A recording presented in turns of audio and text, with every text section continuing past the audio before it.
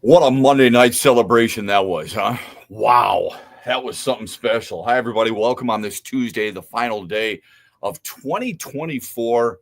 Welcome to X's and Bros throughout the great state of Michigan. I'm Matt Shepard. Brett Hayes is our producer today. Honored to have him along our side as well. Lions close out week 17 with a 40-34 Monday night thrilling win in San Francisco. The Niners didn't realize this going in. Niners had won 14 straight at home against Detroit.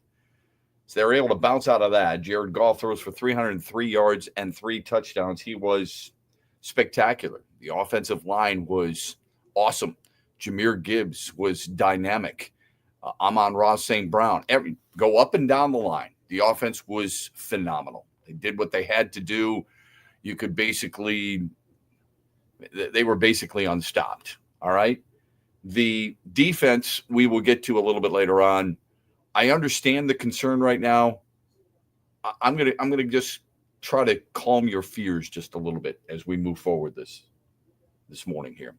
Detroit finishes the year undefeated on the road. The only team in the National Football League this year to go 8-0 on the road. Really impressive there. They own a franchise record, 14 wins and 2 losses. Yeah, the 14 wins, the most in franchise history. That is incredible.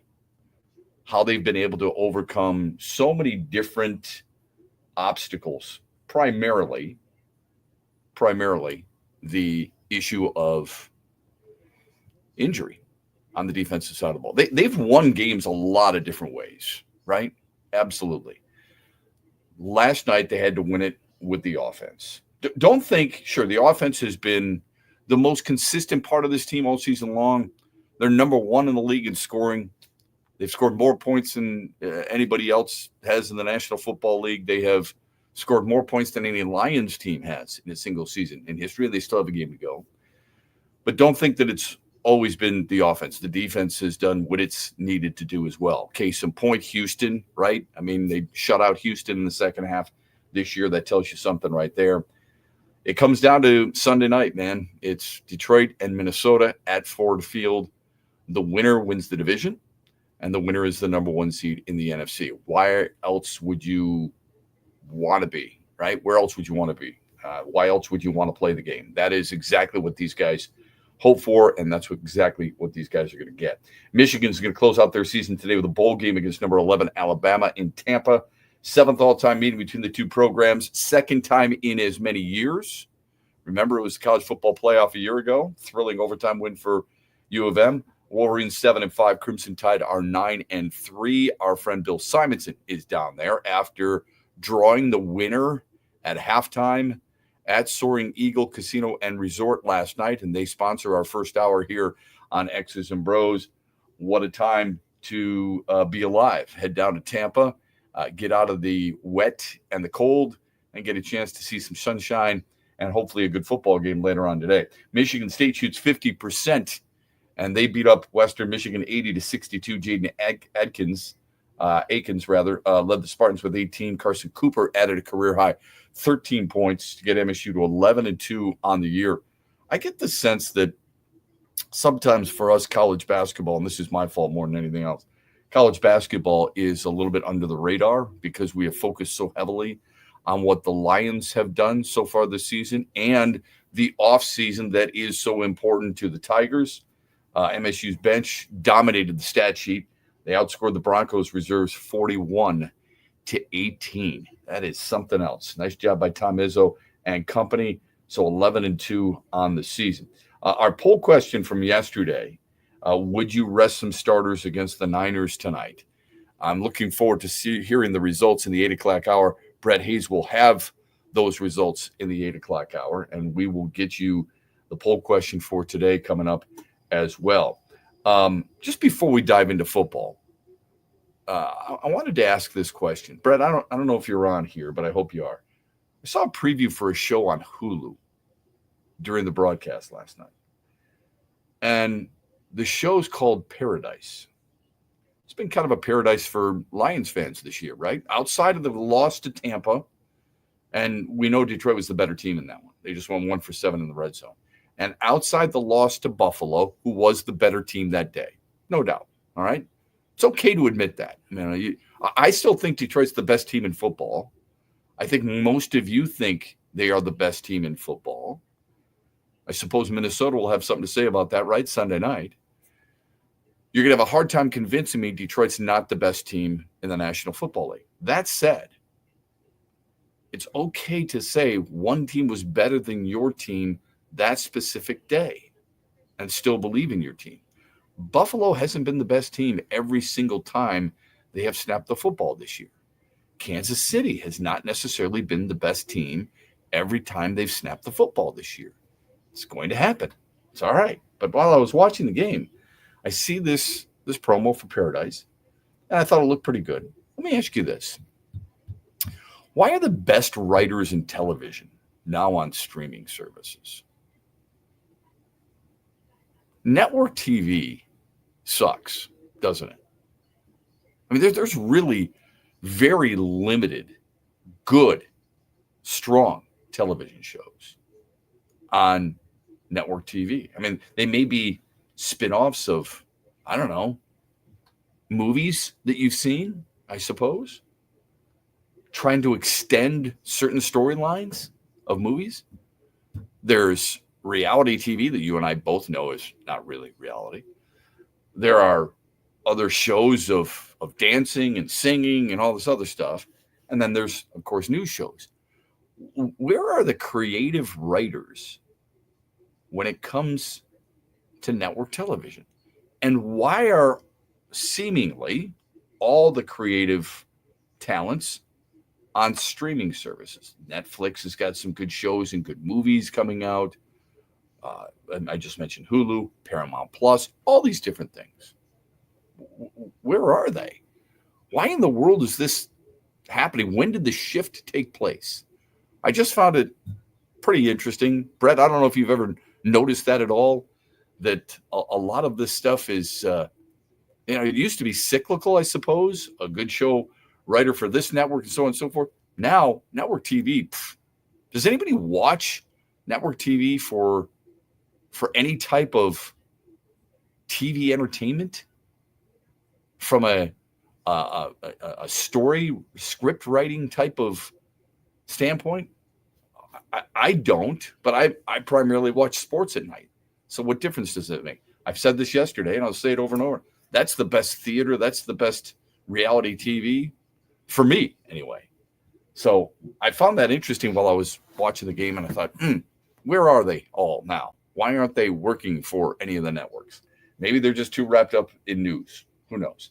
Okay, here's what we got coming up for you. We've got a ton of discussion regarding the Lions, and rightfully so. The Meyer hotline is 866-838-4843.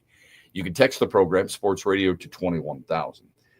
The Tigers are part of a positive and a negative list. We're going to get to that. We're going to get to the Lions for sure. I want your thoughts on that. Give you an opportunity, have it marinate a little bit. Give me your thoughts. I know what a lot of people are worried about. We'll dive into that when we come back. Winners and losers from the weekend in the NFL coming up as well. There's a ton to get to as we just kick things off here on a Tuesday morning on X's and Bros across the great state of Michigan. Glad you're with us.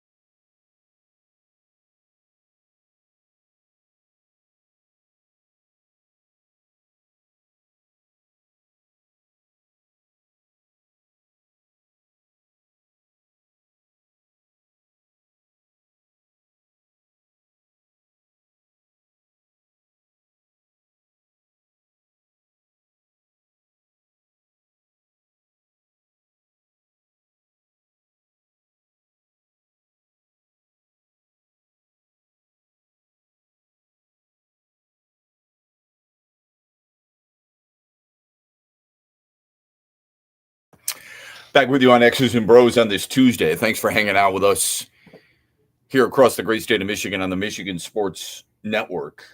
Not sure how to feel about last night, to be honest with you. We had the debate yesterday, Trent Bally and I did, about the importance of the game. And both of us concluded that standings-wise, this game had a lot to be desired, right? He used the phrase, it means nothing. It did mean something. It meant something to Jared Goff going back and playing in front of friends and family. Kirby Joseph said afterwards, it meant something to him because they still had that nasty taste in their mouth from last year's NFC Championship game when they blew a 17-point lead and lost by 3, right? It meant something to other players who were out there trying to stay in rhythm, trying to make a point to the rest of the National Football League that this team is the team to beat in the NFC, right? Certain guys want to accomplish certain things. You can disagree with it all you want, but you can't argue against an athlete who wants to do something he feels is important to him. But as I'm watching the game and impressed with Detroit's offense, wasn't sure whether I was impressed with San Francisco's offense or really disappointed in Detroit's defense, and that has something to do with our poll question. We'll get to that here in a moment. But after the win, I thought to myself, really impressive win by the offense. What does it tell me? What are you gaining from that? Either way, it was coming down to Sunday night against Minnesota.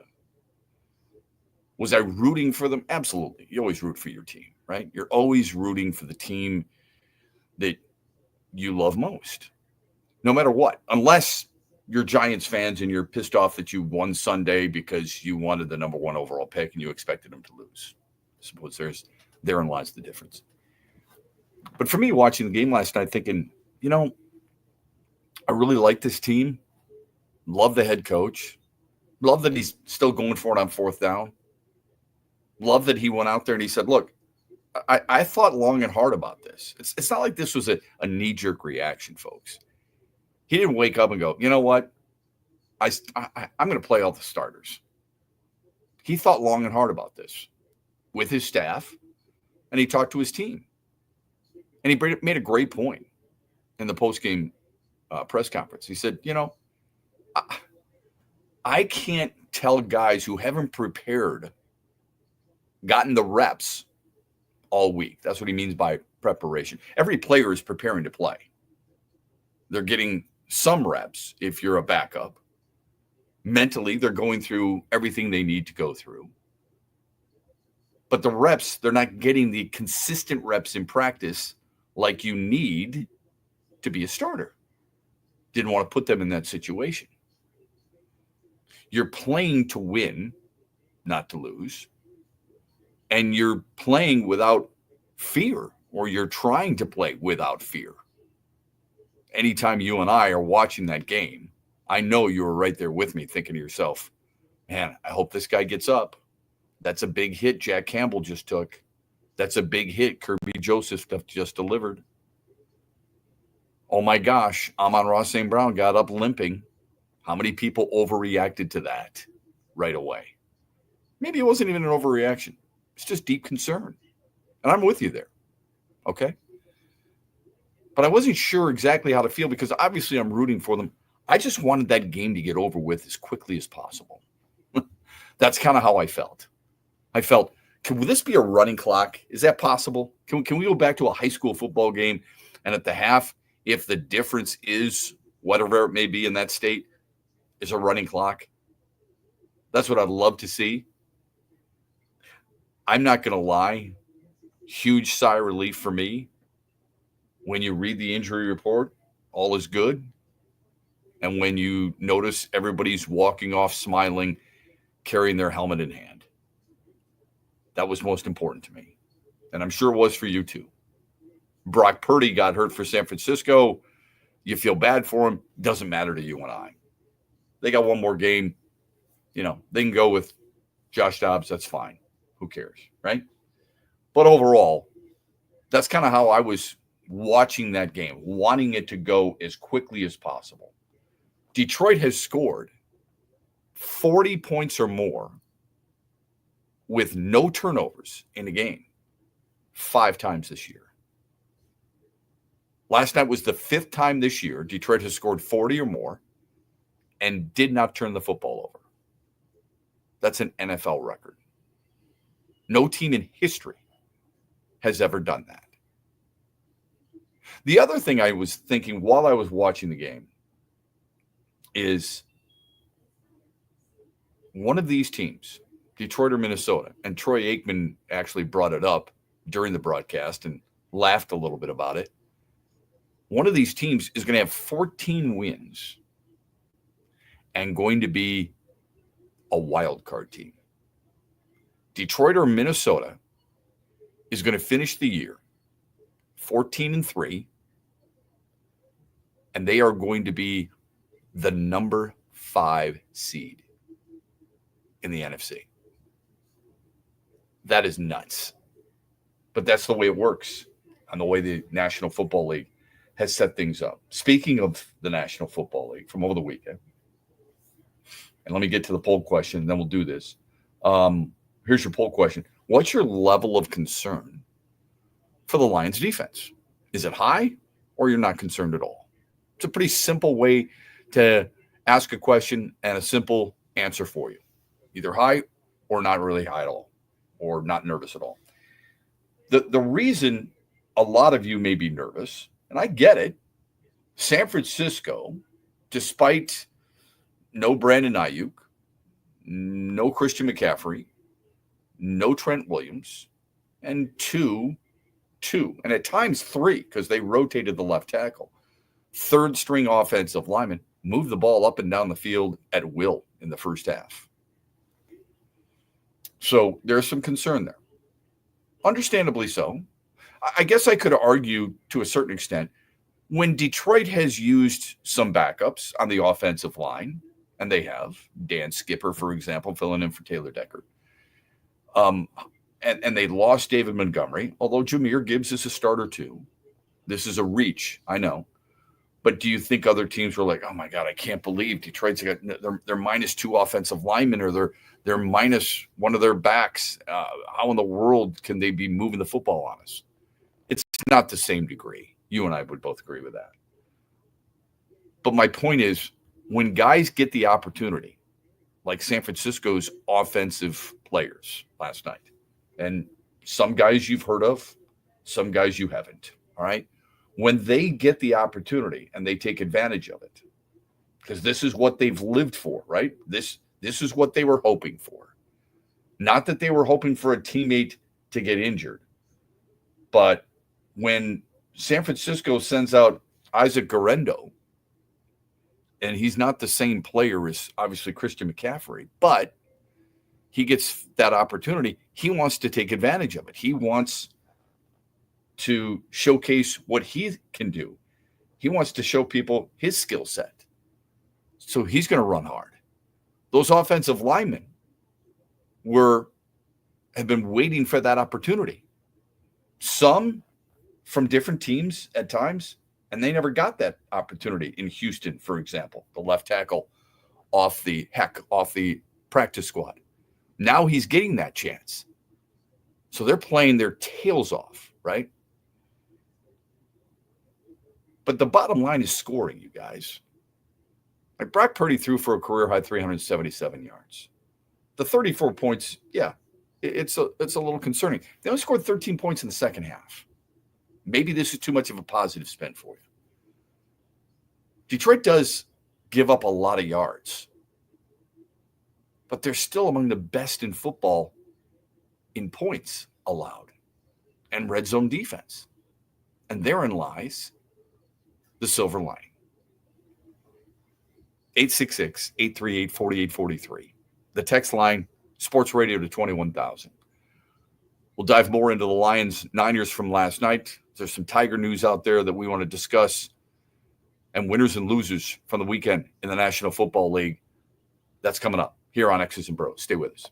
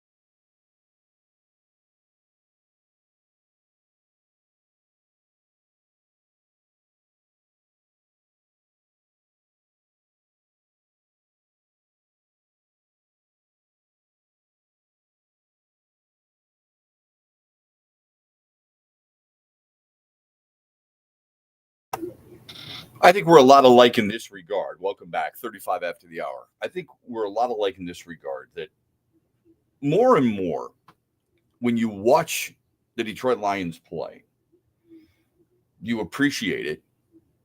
You recognize so many of the hard times that we went through as Lions fans, that we deserve this. Okay. I mean, we deserve this enjoyment of a really fun season. And it's been a blast. You and I both know that. No matter how it ends on Sunday night, it's been a lot of fun. Doesn't mean that they've accomplished what you expected them to or that they've expected to do. But it's been a fun season so far to watch, to talk about. Don't kid yourself. Every single time you've gone to a party, some type of event, at some point, the Lions come up, right? I don't care if you're going to the gym, you're going to the store, you're seeing people with Lions stuff everywhere, right? Not that it's brand new to you, but it has been probably more frequent than you've ever experienced because there's a lot more pride involved, all right? You've become a much more prideful Lions fan. Last night, Joe Buck and Troy Aikman could not talk enough about how much the Lions fans have suffered and are now enjoying this thrilling ride and how good it has been. Even they're happy for people in Detroit because they recognize the longtime suffering of Lions fans. And they gave Sheila Ford Hemp her all kinds of credit, right? And rightfully so. And then they showed Chris Spielman. I love that part of it. I love that Troy Aikman circled Chris Spielman because you saw Brad Holmes, you saw Chris Spielman, and you saw Rod Wood. Rod Wood, who's the president of Ford Field, of the Detroit Lions, I suppose. But it's really Brad Holmes and Chris Spielman. Rod Wood's just in the draft room to be there because he's front office. The guys who have the most say, obviously you know this. Anyway, it's fun to hear those positive things being said about your team, and then to see your team go out and perform and consistently perform the way they do. And then you have the graphics that are recognizing just how good Detroit has been and what a turnaround it's been and how much fun this offense brings to the National Football League. The National Football League should be really excited for the Detroit Lions. And I don't say this with bias, but league commissioners recognize what sells. Hopefully owners do too, but they kind of work their way through the commissioner, right? They want scoring, right? They feel like that's entertaining. I think you and I can both, through our conversations over the years, we can both be entertained by a really good defensive battle. But recently there was a game that was 6-3 on a Thursday night that was as boring as you could possibly get. That is not what the National Football League is looking for. They love teams that score. They love the Detroit Lions. They should market the Detroit Lions, and they do market the Detroit Lions, and rightfully so. They were a winner over the weekend. They've been a winner all season long. If they don't beat Minnesota Sunday night, I'm sure people will freak out. I will not. I'll be disappointed, but I will not, because I still think it's Super Bowl of an expectation, and I think they'll get there. I'm very confident that Detroit will win Sunday night against Minnesota, unless somebody comes up with a unique injury that I'm not familiar with. Detroit is a winner from the weekend. There's no doubt about that. Minnesota was a winner from the weekend. I gave you yesterday when we did our hero and heel. We do that every Monday at 8:18. My heel was the Indianapolis Colts. Joe Flacco has got to retire, right? He's already retired once. They brought him back. He was a great story for the Colts a year ago. At times, he was a pretty good story this year. At some point, Indianapolis has got to say, all right, we're going with Anthony Richardson if he can stay healthy. But he was watching from the sidelines while Flacco was throwing a couple of touchdowns, but also a couple of key picks, including one late.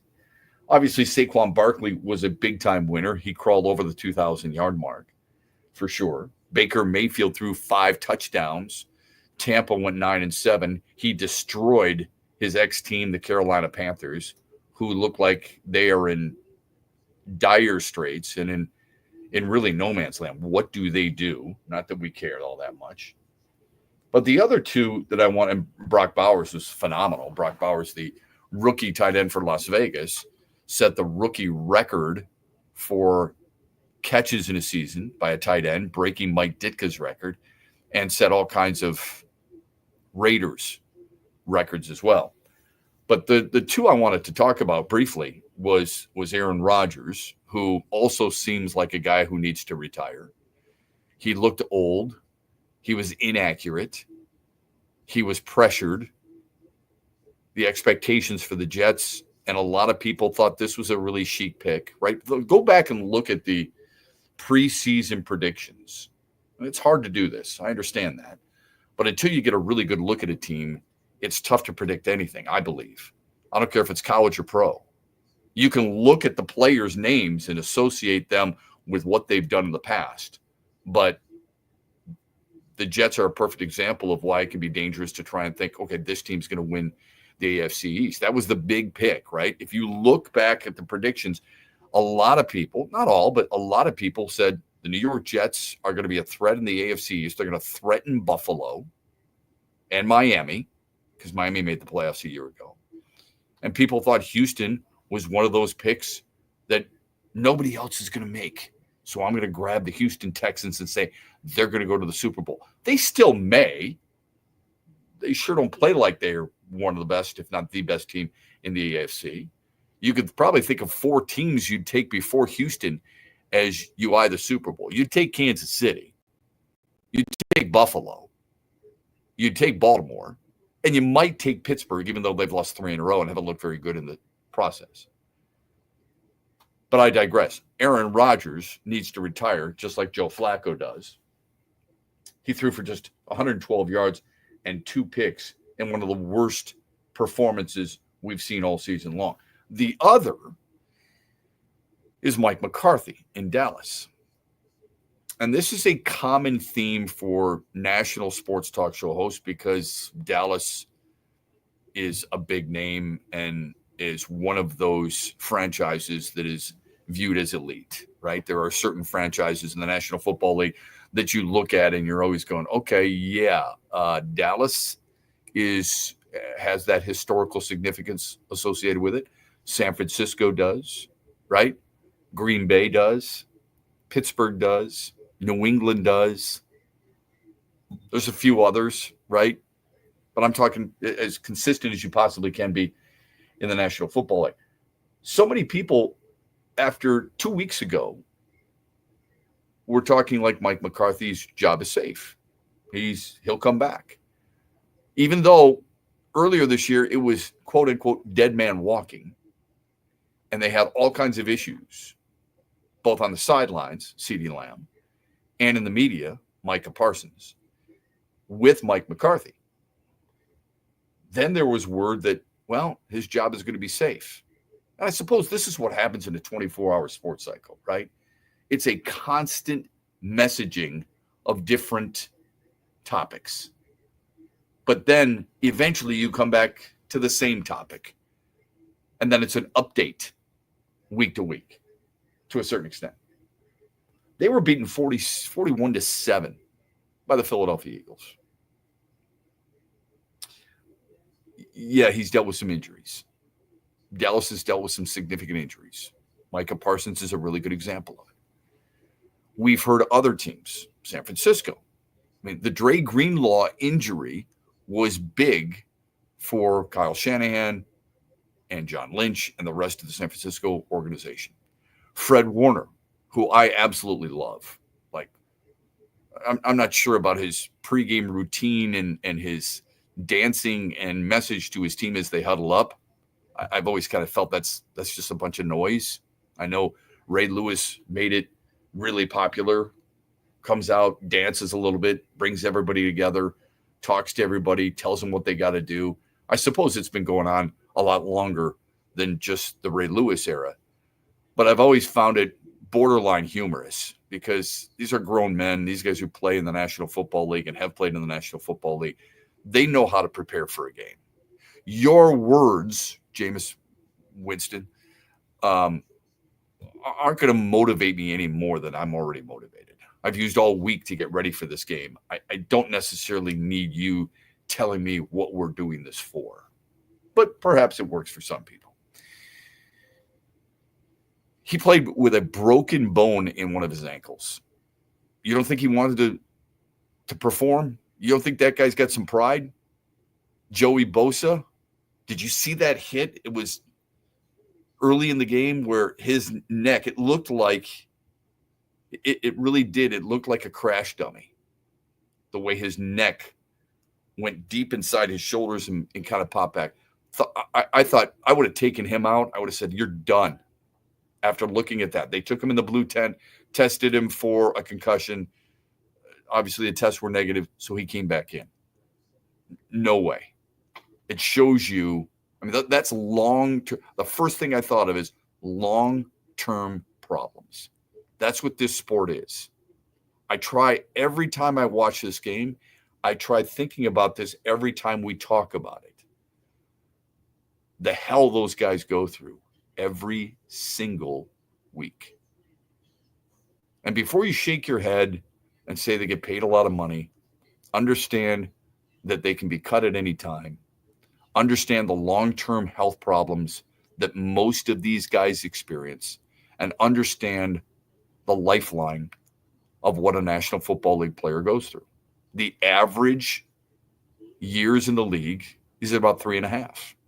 And for running backs, it's 2.5. So please keep that under consideration. As we talk about this, as we get emotional about this, as many of people might be in the stands screaming at a guy, or before you open up a microphone or have a conversation with somebody saying they do not care. Like I brought this up yesterday. Somebody actually took a video of Tua Tagovailoa, and I can't say that I'm the biggest fan of his. He seems like a really good dude. I just wouldn't necessarily want him as my quarterback, walking on the field in warm-up suit because he wasn't suited to play. And somebody actually said, you want to see a guy who gets paid a lot of money and doesn't care? And that infuriated me yesterday because I said, this guy came back from a concussion. He missed multiple games with a concussion. People were telling him to retire, and yet he still came back. If that's not caring, I'm not sure I know what caring truly is. That's a really dangerous thing to say to somebody. But you look at it and you see the amount of excuses. So many people, excuses might be our term, my term, somebody's writings, not necessarily the coach or the player who is suffering through another embarrassing weekend loss. But I'm wondering why it's okay for so many of these teams to have that in their back pocket. All right. Hey, we have had, without Dre Greenlaw, look at the struggles that we've had. Not that Kyle Shanahan's using it as an excuse, but a lot of people have inserted that into the season summary of San Francisco. Dallas, the same thing. Well, we played a long time without Micah Parsons. If you notice, with the Lions, it's just whoever is playing instead.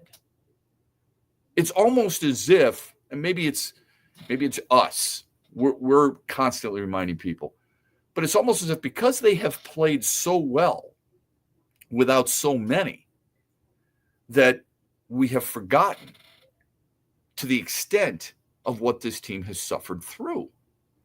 And it's not just how many, as they brought up during the broadcast last night. They had a good full screen graphic of all the lost players on the defensive side of the ball. Defensive line, linebackers, right? Barnes, Anzalone, Rodriguez, the defensive line, linebackers, and the secondary.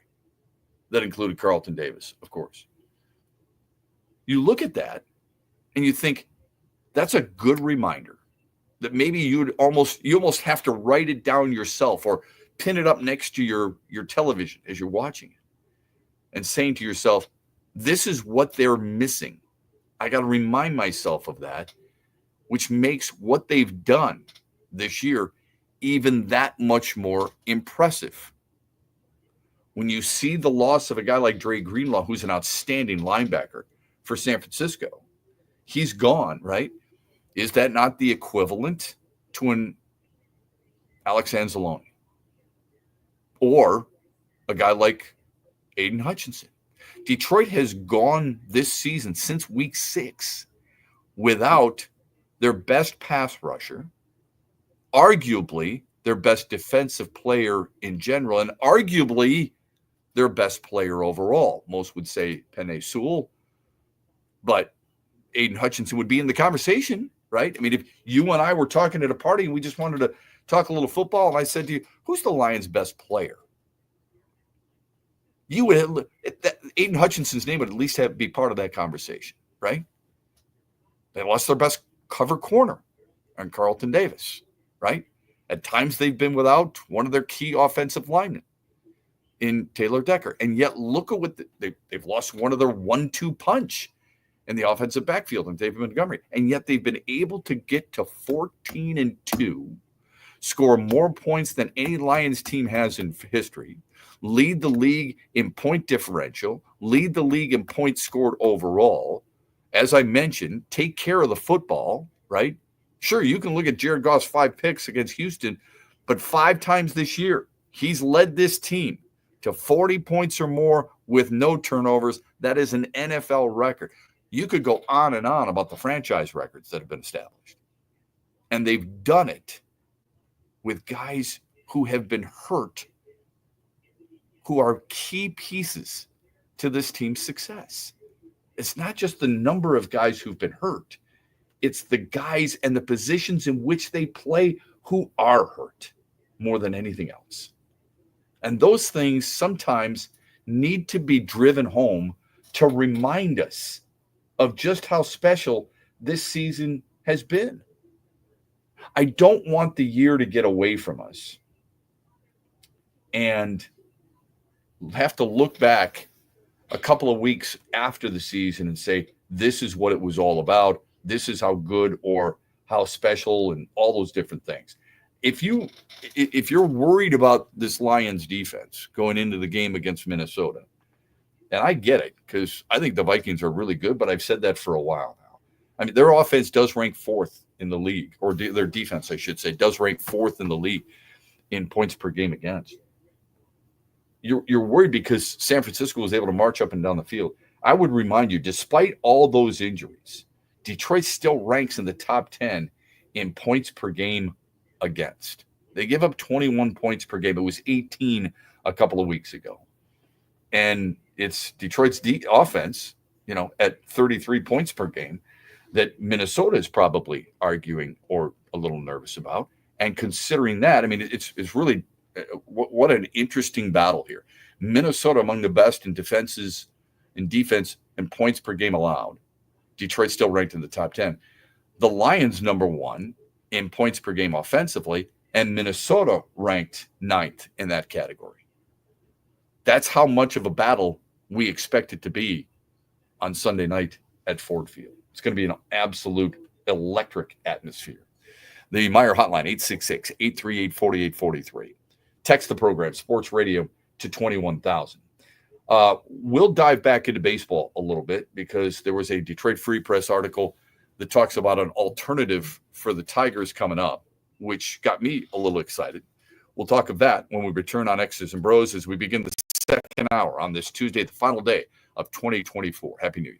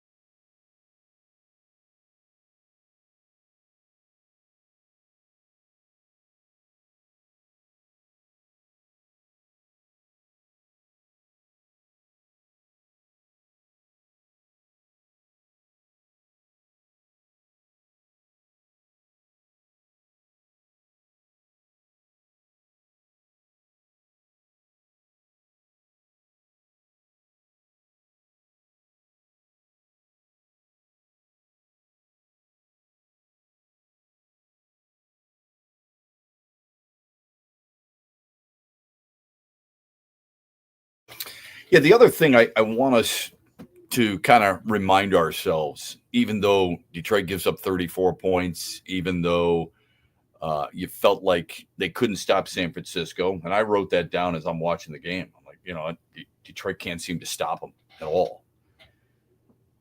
We got to remind ourselves of how good this defense has been, how consistent it's been. It could be better for sure. Has been this year, with a rookie corner and with so many guys filling in and playing more significant roles than you thought. Nobody thought Pat O'Connor would play this much of a significant role. Last year, I'm sure a lot of you were, if you watched or at least you read about things, I thought Jack Campbell was making steady improvement. If you talk to people with the Lions, they would have told you the exact same thing. I think he's been really good this year. Troy Aikman brought that up. Detroit's two safeties have been phenomenal, right? It's the best safety combo in the National Football League. So I told you earlier I was going to try to calm your fears a little bit, because I'm sure there's a lot of people who are wigging out a little bit about what they're about to witness Sunday night against Minnesota. How are we going to stop Minnesota? I mean, what?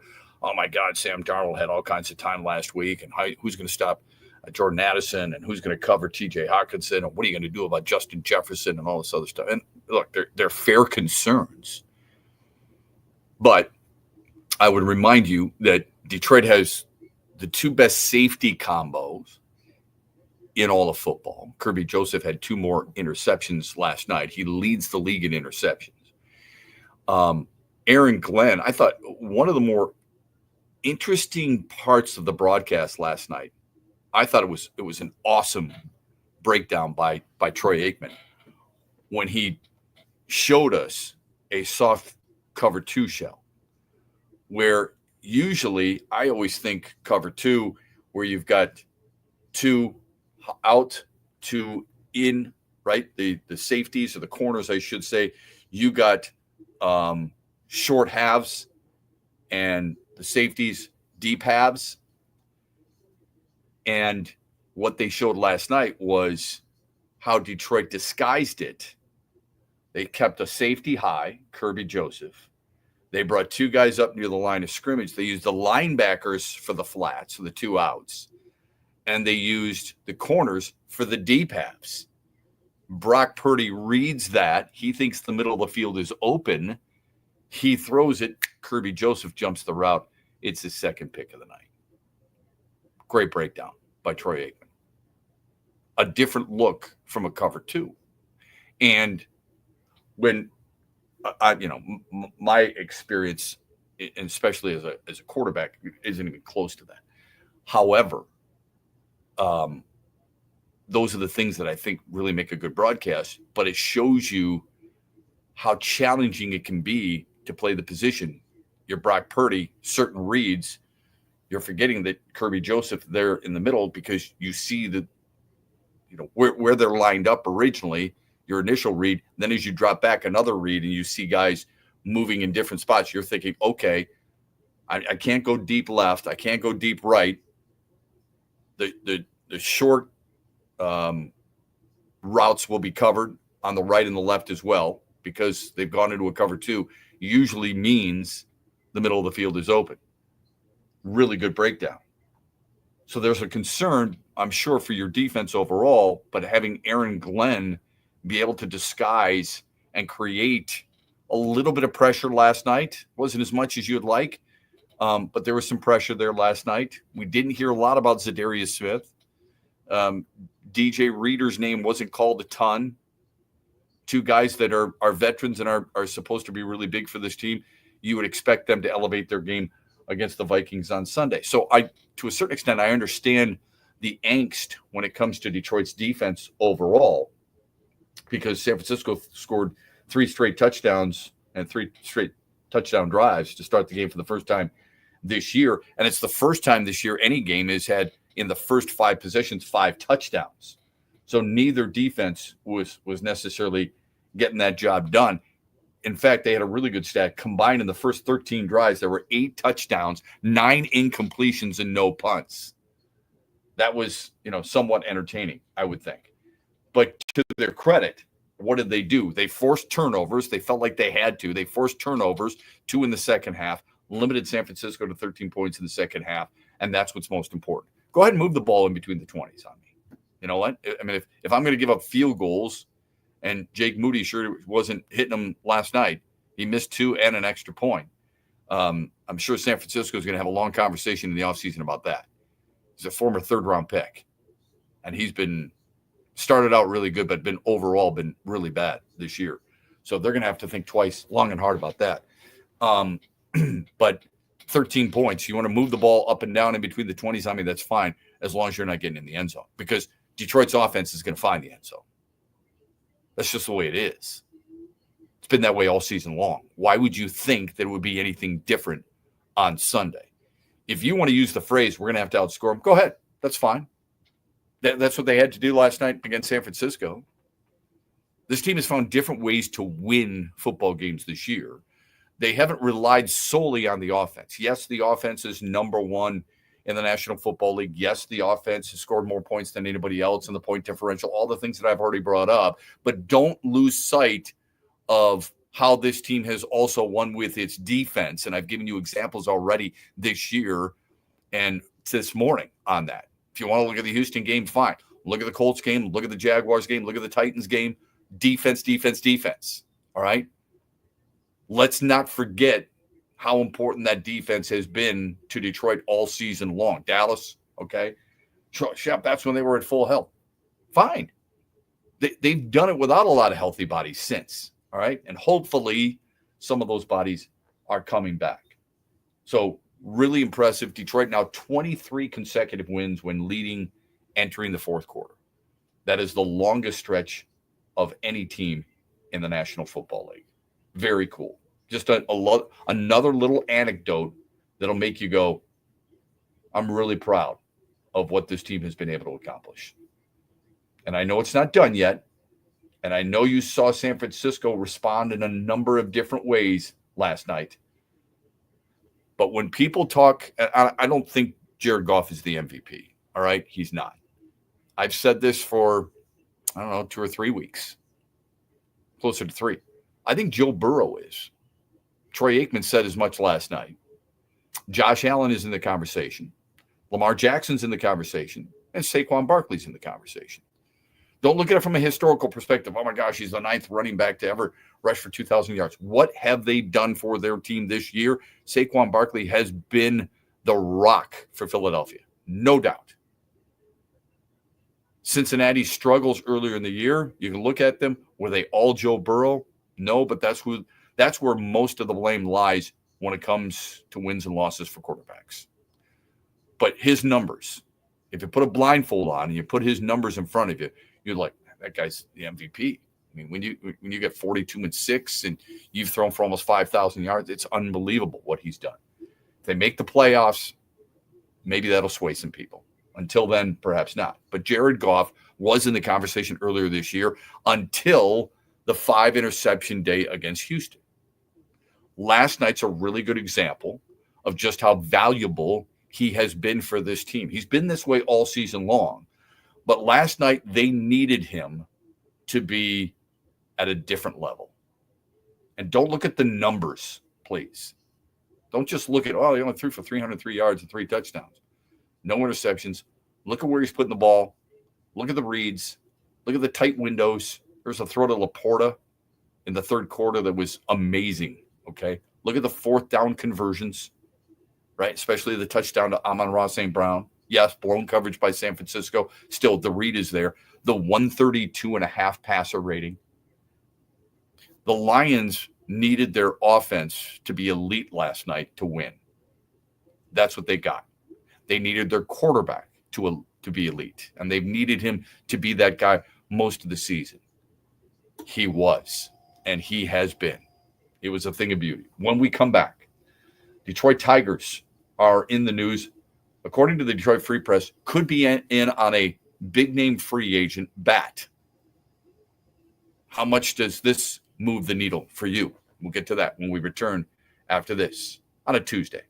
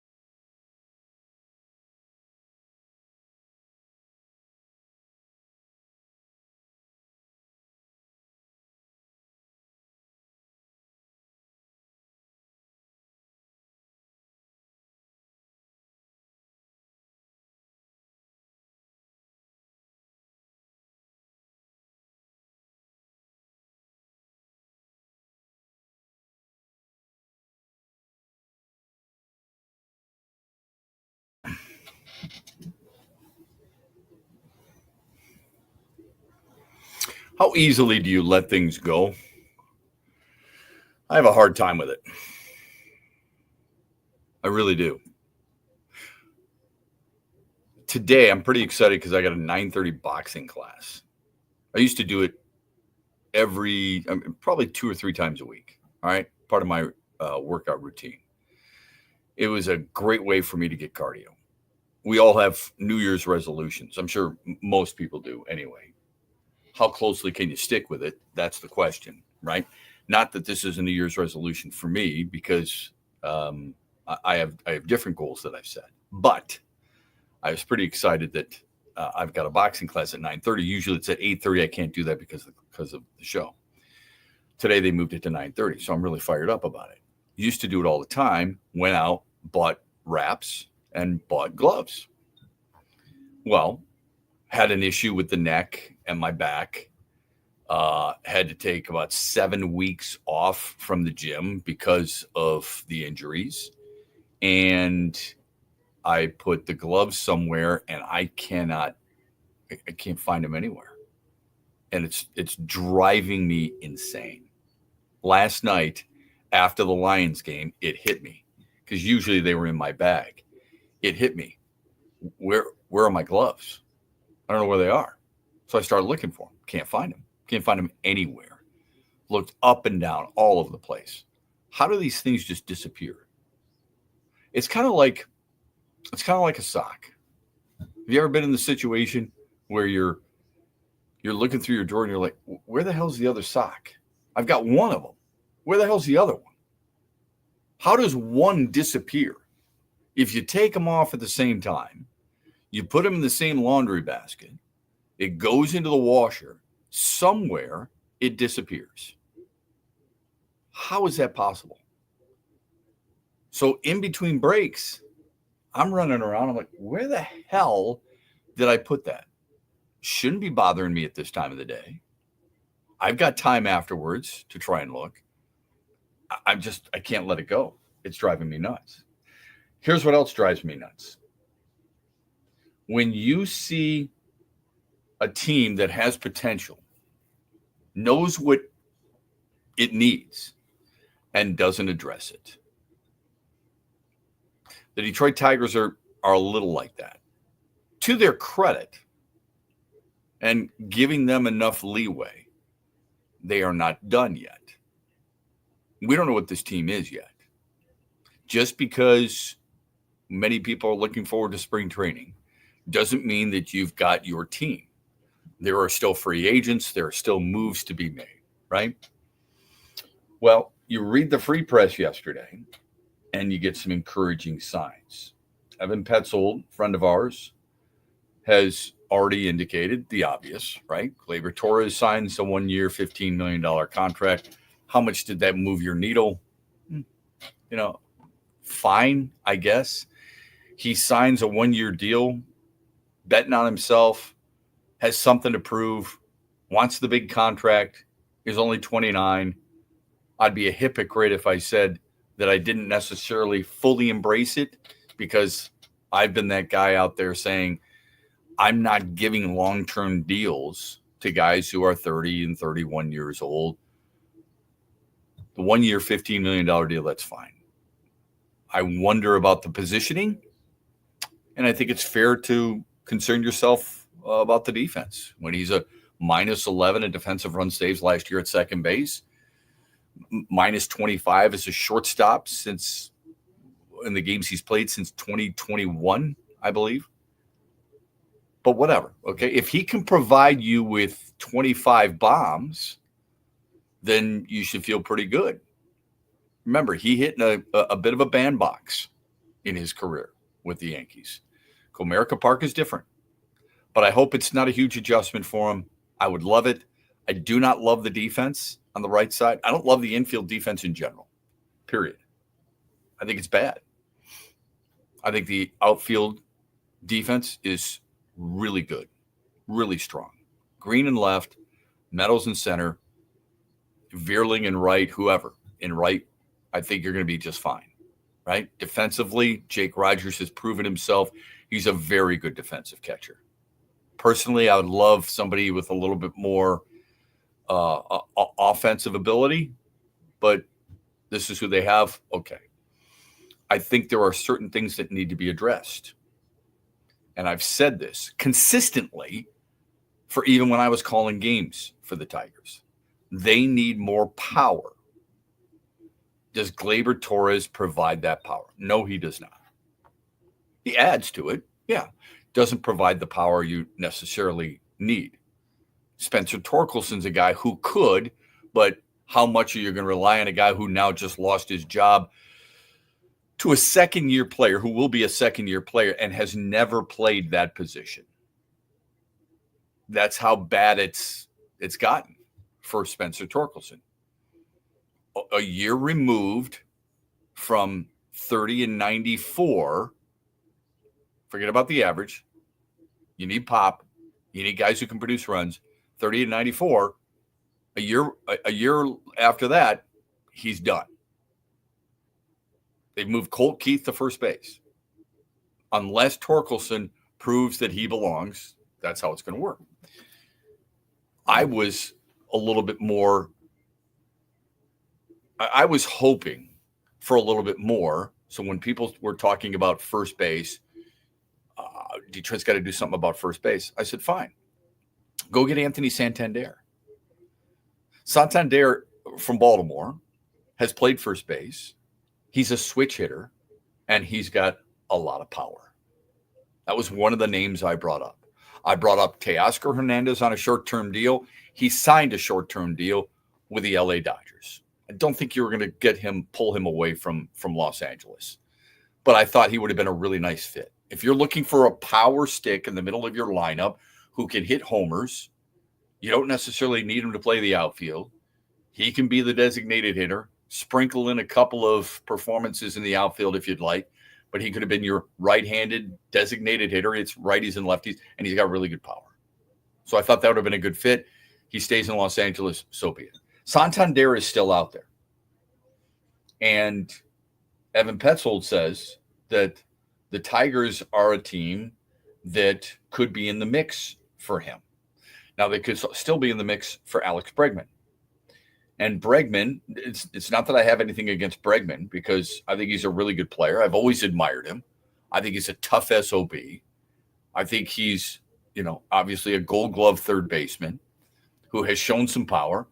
But my concern, and I think it's a fair concern, that at age 31, he wants a 6-year contract worth $200 million. And I said, absolutely not. I would not do that. If that's what it took to get him, I'm out. Based on the results so far or the amount of interest so far, that is not what it's going to take because there are no takers on that type of deal, at least so far. Houston is out. They've made the move for Paredes. Other teams don't seem to be inclined to give him that length of a contract and that much money overall in a contract. So Detroit remains in the mix. That's a good sign. He would help solidify the left side of your defense, and he would add some professional at-bats. How much power can you expect? I'm not sure. All right? 26 homers a year ago, not bad. Can you expect that? Can you expect an average of 25 homers, 154 games per season? Especially at Comerica Park. Probably not. But you get him with Torres and perhaps a Santander. And I know people are like, well, it's one or the other. Says who? It's not like you don't have the room on your payroll. You get both those guys, and you're talking about something totally different. We're going to take a quick timeout. We get your thoughts. The Meyer hotline is there, 866-838-4843. Text the program, Sports Radio, to 21,000. Could be a really good offseason if they make these moves. We'll explain more when we return.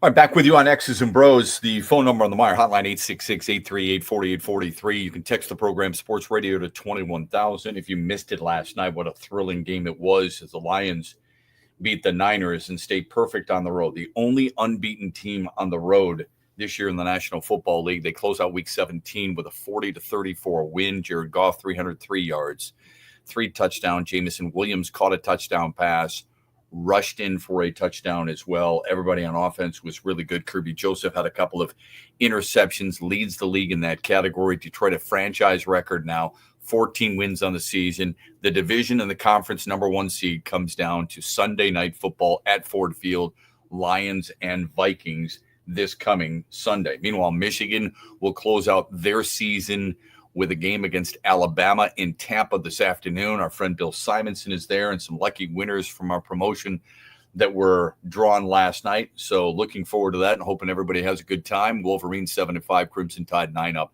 3 down. Michigan State shoots 50%. Jaden Akins leads the way in a beatdown of Western Michigan, 80-62. The final. Akins led the Spartans with 18.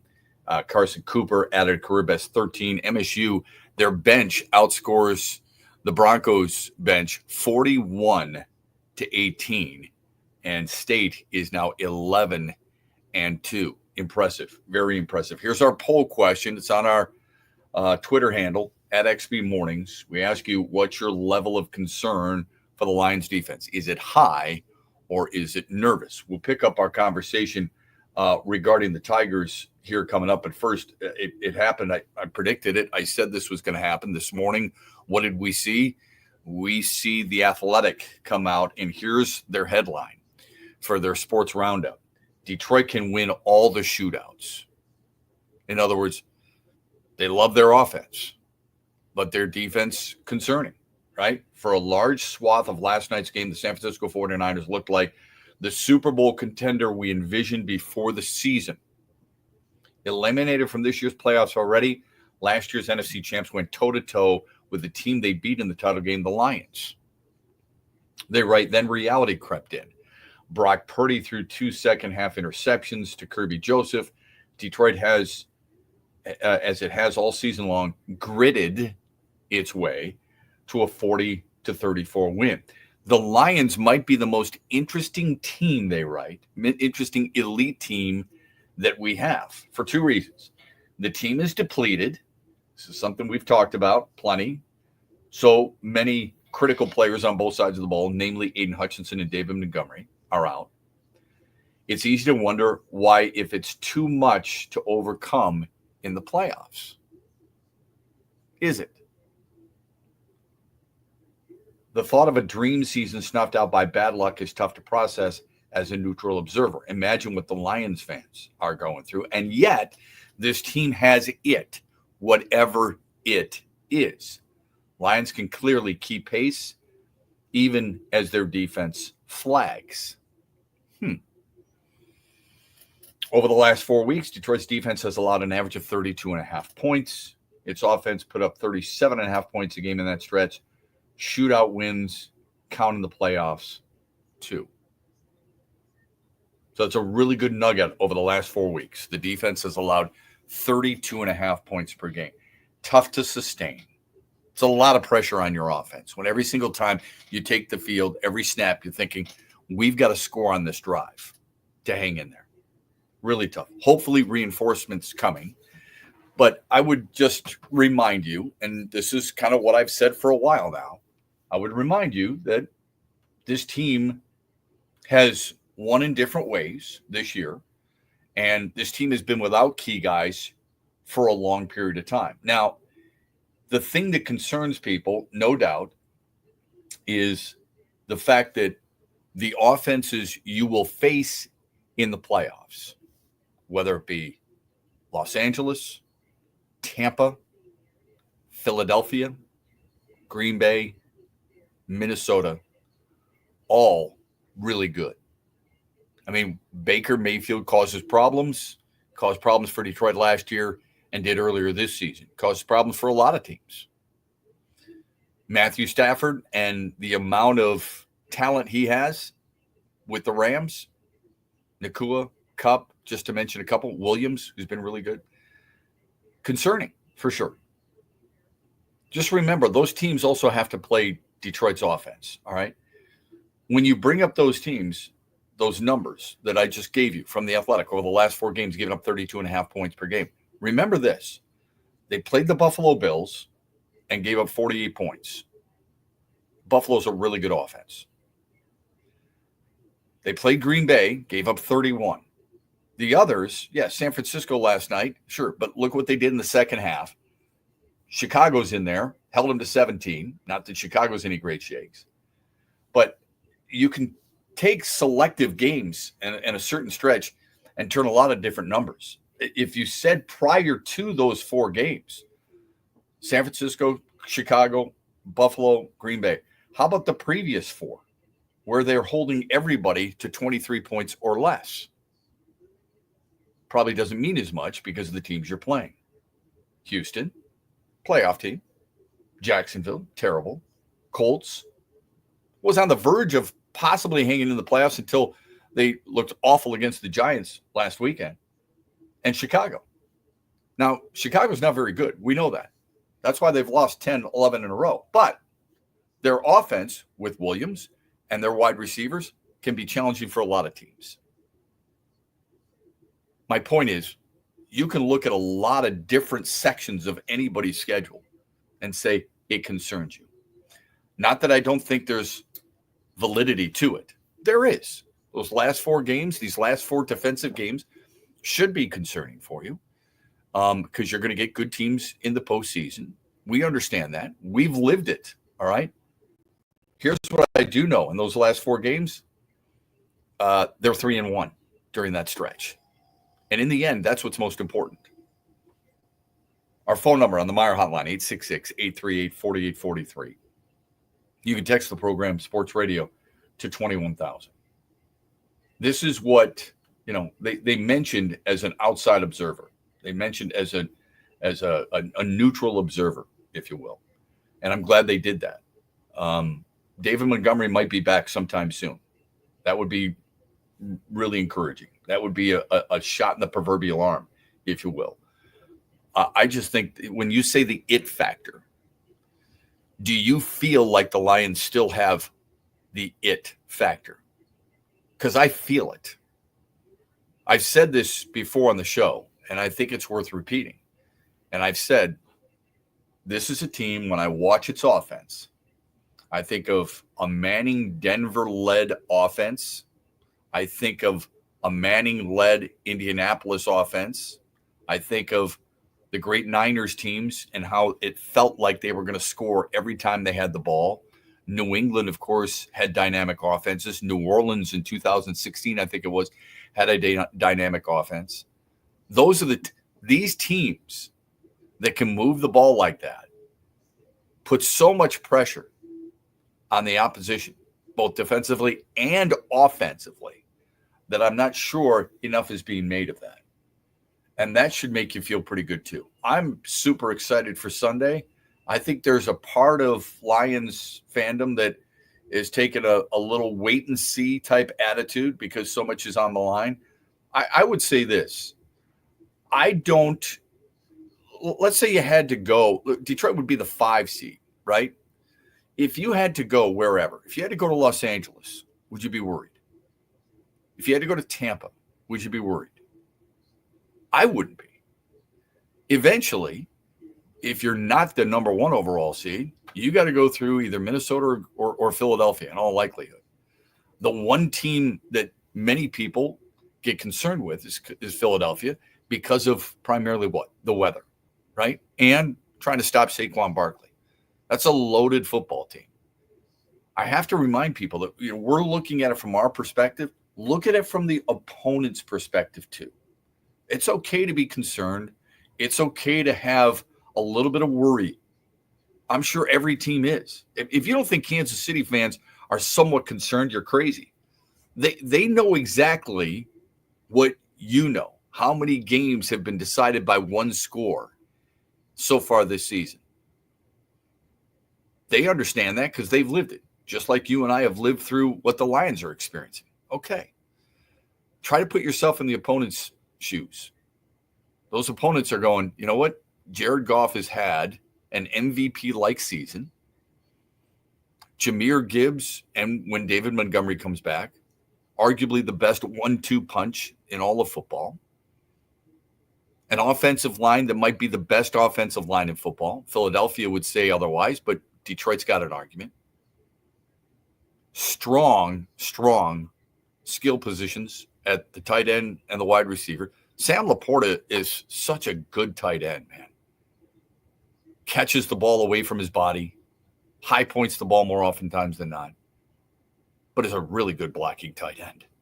And Detroit's wide receivers, as we've said before, really good at blocking downfield. Tim Patrick, I thought he got away with a block in the back on the Jamison Williams touchdown down the right sideline. But even though you're not flattening guys, like, you don't have to pancake players to make it a good block. Sometimes it's just getting in the way. Sometimes it's just getting, we call it chicken fighting downfield a little bit with some of the wide receivers.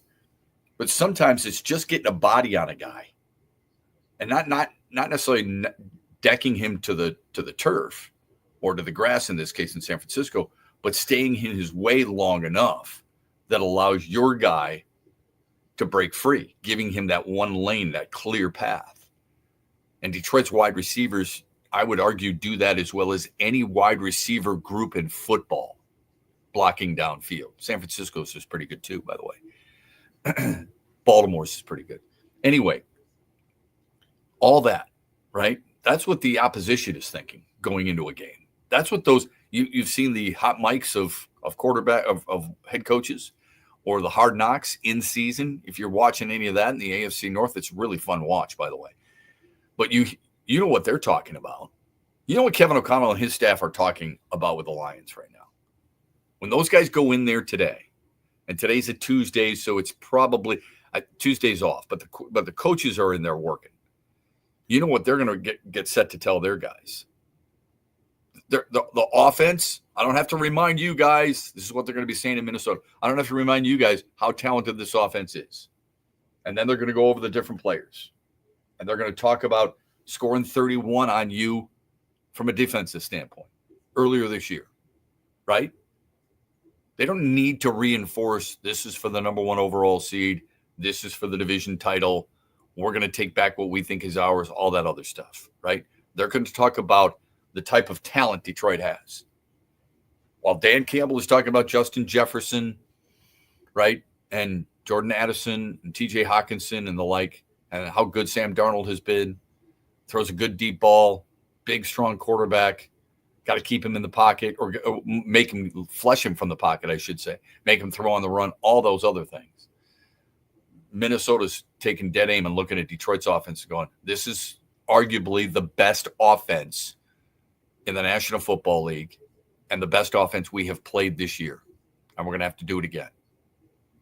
That's all I ask. I just ask it as people will dive into the defense all day long, and they're going to talk about it all week long until that game Sunday night, and perhaps even after, because then the postseason begins and you're going, oh my gosh, what are we going to do about our defense?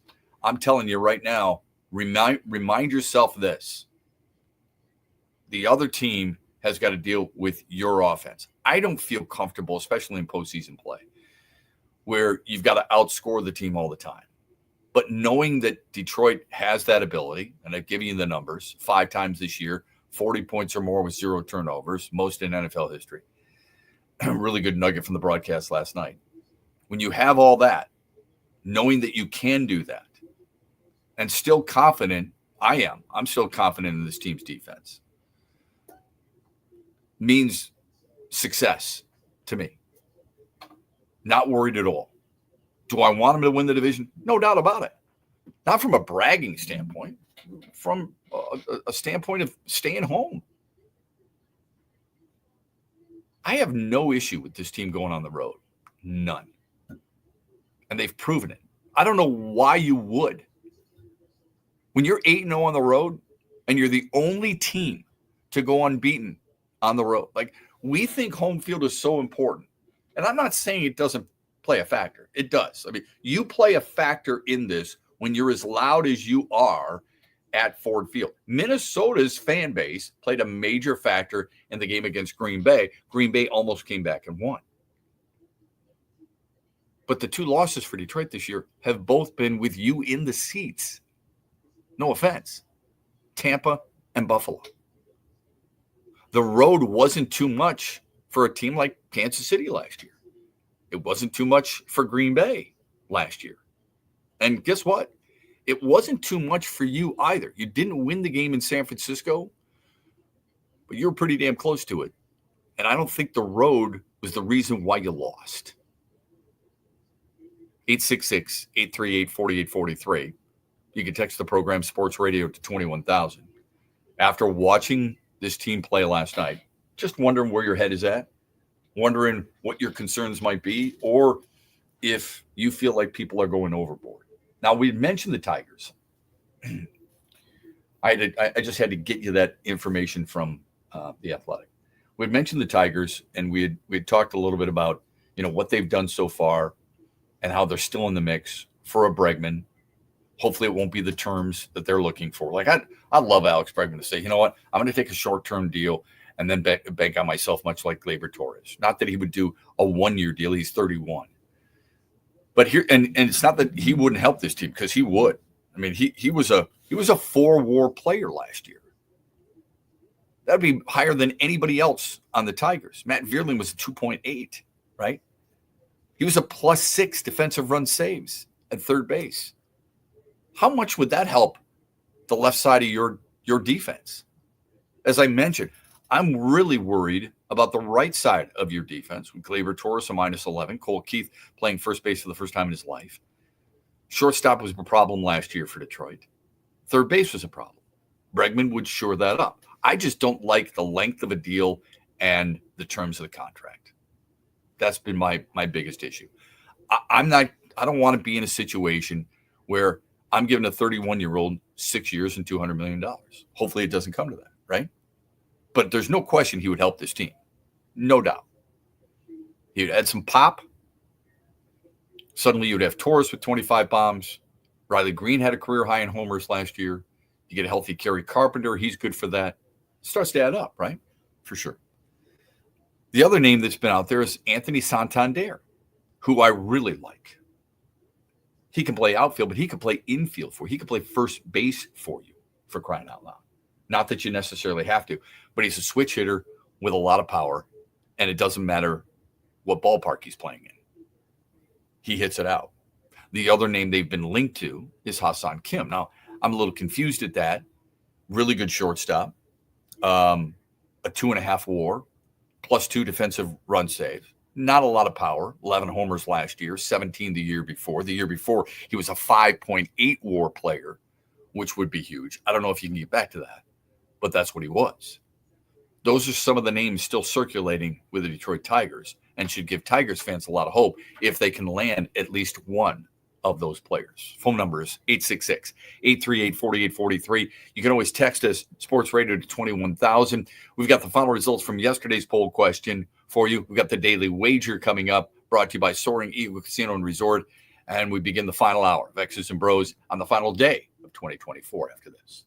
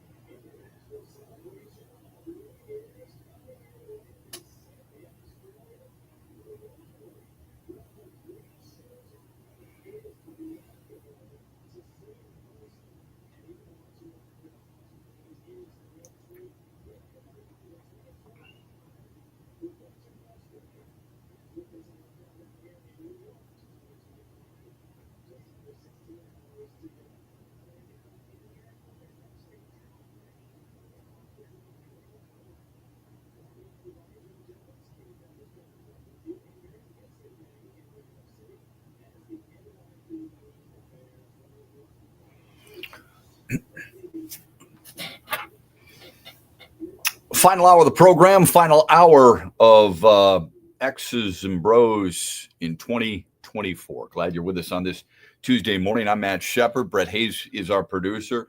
We appreciate him starting his day so early. He will double dip today because he'll be producing the huge show a little bit later on many of these great station affiliates, 3 till 6, Monday through Friday. Bill is down in Tampa. He took some lucky winners from our contest last night. It was divulged at Soaring Eagle Casino and Resort last night at halftime of the Lions-Niners game. And they are there to watch Michigan take on Alabama. Will that be part of our daily wager? Stick around to find out. In case you missed it, in case you went to bed early, the Lions close out Week 17 with a 40-34 win in San Francisco. The only team to go undefeated on the road this year, a franchise record 14 wins on the season. 5th time this year they have scored 40 or more with no turnovers or a game. That's an NFL record. Jared Goff throws 3 more touchdown passes, and Detroit will now welcome Minnesota Sunday Night Football for the biggest game of the year. It decides who is the number 1 seed in the NFC. While watching the game, I was thinking, is this going to be the biggest game of the year? Minnesota Green Bay this past weekend, pretty big, right? Kansas City Buffalo earlier this year, pretty big. Detroit Buffalo, many people thought was a Super Bowl preview, pretty big. For what's at stake, I suppose you could argue that this Sunday night is the biggest game of the year. I know it is for the Lions and the Vikings. I just wonder if it is for the entire NFL. Speaking of Michigan and Alabama, they square off later today at 2 o'clock down in Tampa. The Crimson Tide, number 11 in the country. Khalil Mullings out for Michigan because he's turning pro. Wolverines will you have a lot of guys in there who you didn't see a lot of this year. You wonder how they hang with Alabama. We'll soon find out. Wolverines 7-5, Crimson Tide 9-3, and Michigan State impressive win over Western Michigan by shooting 50%. They win at 80-62. The reserves outscored them 41-18. Here's our poll question for today. What's your level of concern for the Lions defense? Seeing what San Francisco did last night and knowing in the last 4 games, Detroit has allowed 32.5 points per game. What's your level of concern? Is it high or you're not nervous at all? You can vote as often as you like. We'll give you the results later this week in the 8 o'clock hour here on X's and Bros. Yesterday's poll question was this, and you can vote, by the way, at XB Mornings. Feel free. Yesterday's question was this: would you rest some starters against the Niners tonight? That was yesterday's poll question. We opened up that window, asked you to vote at XB Mornings, knowing Dan Campbell said no. I'm going for the win. And instead of people feeling like, well, it's okay now that the Lions have won and they didn't sustain any major injuries, you can't really vote that way. And I'm not saying you can vote on this poll question, but you can't really think that way. Oh, it's okay. I'm okay with it because no one got hurt. It's a belief going into the game. And I said this yesterday, and there was a little bit of a hint from Troy Aikman throughout the broadcast on this, right? The guess was get out in front and then rest some guys, right? I think that would have been the ideal game plan. The ideal game plan would have been, let's get out to a big lead, sit Jared Goff, sit Amon-Ra St. Brown, sit Jahmyr Gibbs, although I think Detroit did a really good job of spelling him throughout, and sit a few other guys, right?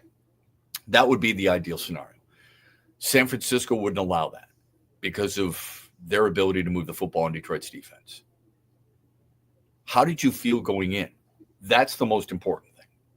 I said yesterday, I understand where Dan Campbell is coming from.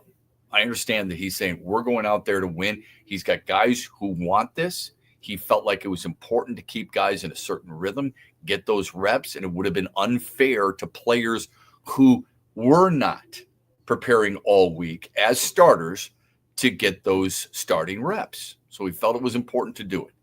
It paid off for him. My question would be, how did you feel going into the game last night? Brett Hayes, what were the final results of that poll question?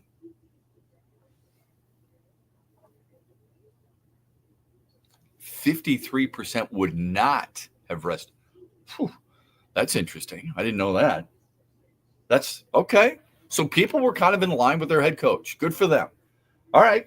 So 53% say you would not have rested the starters. You would have done exactly what Dan Campbell did.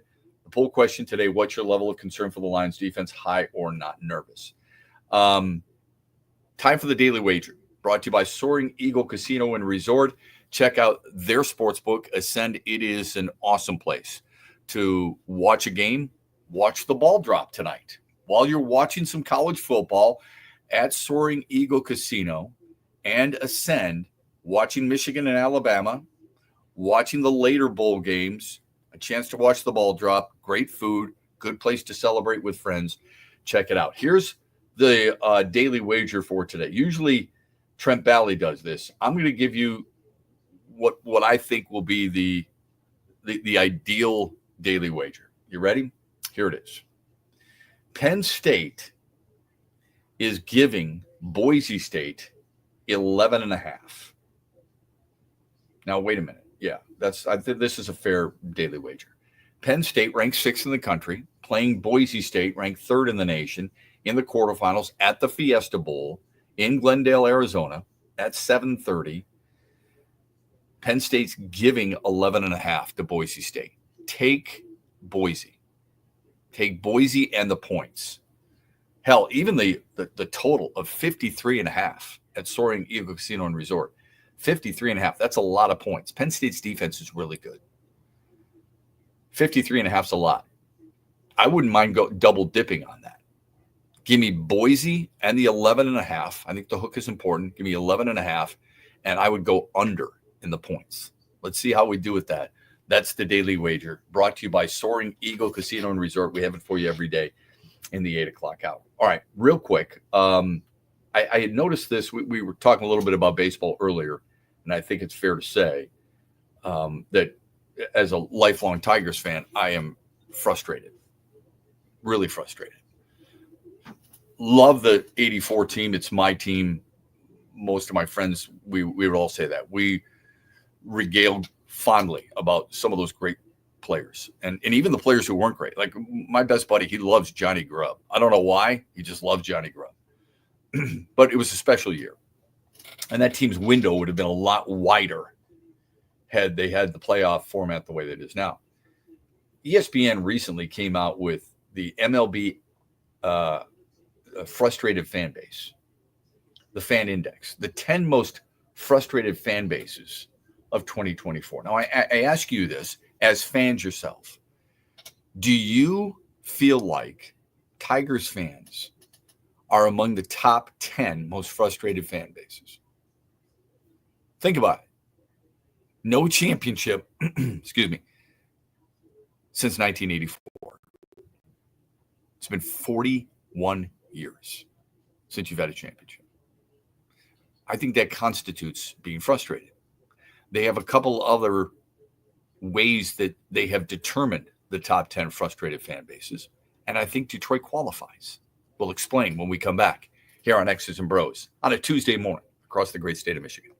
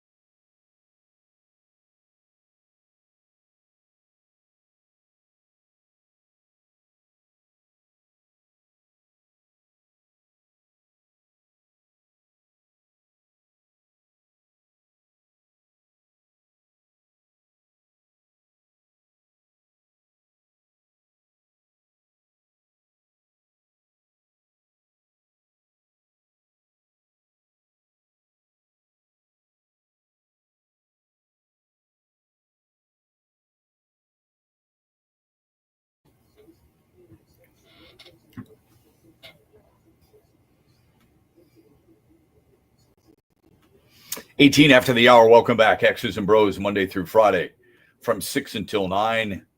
A happy new year to you and yours. I hope it's a good one. I hope you enjoy it. I hope you're safe, and I hope you're healthy as well. Our phone number on the Meyer hotline, 866-838-4843. And if you want to text the program, it's simple. Sports radio to 21,000. I was reading an article the other day about the most frustrated baseball fan bases in the majors. And anytime you read a list, I think most of us would agree, when you read a list, you wonder where your favorite team is, if your team is on that list. And I really thought the top 10 frustrated fan bases, I thought Detroit would be on this list. Like, I go into that and I'm thinking, all right, there are certain teams I know are going to be on the list. Pittsburgh is an obvious one, right? You have 6 straight losing seasons. You've lost 8 of your last 9, or you're losing seasons in 8 of your last 9. I would think that's a perfect team to be listed in the top 10 most frustrated fan bases. Who wouldn't be You can talk about how beautiful their ballpark is all you want. You can talk about how important certain players are, Paul Skeens, all you want. Losing stinks, right? It's hard to deal with. It makes you frustrated. When you read this article, some of the things that fans are always upset about, and the reason I was reinforced in my belief that Detroit would be on this list is because they say the payroll disparity in sports. Detroit was 26th in payroll a year ago. Their cheap owner who refuses to spend money, which kind of coincides with it. You know, people feel like, well, in the offseason, whether it's true or not, we don't have this solidified, and people haven't been able to verify it. But there were more than one report that Detroit lowballed Tarek Skubal, and I think that's a tough thing for a lot of people to swallow because of how great of a year he had a year ago. Does that fall under cheap ownership? I mean, he spent money in other regards, so I don't know if it's necessarily cheap, but he hasn't spent as much money on the field of play that I think most Tigers fans would expect, and he sure doesn't measure up to what his father used to spend, whether you think it was proper spending or not. And lastly, their front office not making the moves necessary to improve the team. Signing Alex Cobb and Gleyber Torres to 1 year, $15 million respectively, is that enough for you to say, okay, you've done what I've needed you to do? Probably not. Probably not. So again, that part of the complaints that most fans have about their teams on this list, if they're on this list, like Mets fans have no reason to complain that their owner is cheap and that they're not doing things to try and improve their team, because they are. Yankees, Dodgers, those teams have no leg to stand on. People in Philadelphia can't complain that Philadelphia is cheap or that they haven't tried to improve their team. So here are the 10. The Marlins are at number 10. Okay, I get it. No team in baseball has lost more since 2011 than the Miami Marlins. Okay? That said, they've won a World Series more recently than the Tigers have, 1997. But I get why they're on there. At number 9 was the St. Louis Cardinals. I shook my head at this and I thought, you know what? They won a World Series in 2011. They've got 11 World Series, which wouldn't mean much to me if they were back from the 30s and the 40s and the 50s and the 60s. But that's not the case.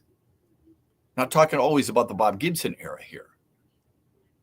That one is a head scratcher. I can't figure it out. They've gone out, they've spent money. Nolan Arenado, Paul Goldschmidt.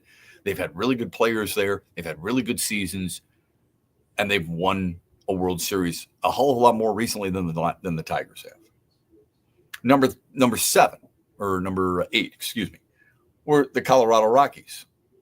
Okay, I talked about Miami having lost more games than any team in baseball since 2011. Colorado is second on that list, so I get that. Still, attendance is, I mean, they're drawing well over 2.5 million every single year. So you got 10, 9, 8. Here's number 7, the Chicago Cubs. Cubs won a World Series in 2016. The Cubs go out and spend money on a manager. They signed Cody Bellinger. Now he's with the Yankees. They just traded for Kyle Tucker.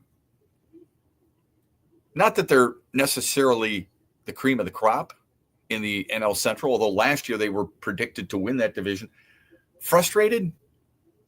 Disappointed, I guess, but frustrated? I don't think they should be frustrated, at least not more than the Tigers. Number 6, Pittsburgh. I already brought that up. 6 straight losing seasons, 8 of their last 9. They belong on the list. Number 5, Toronto.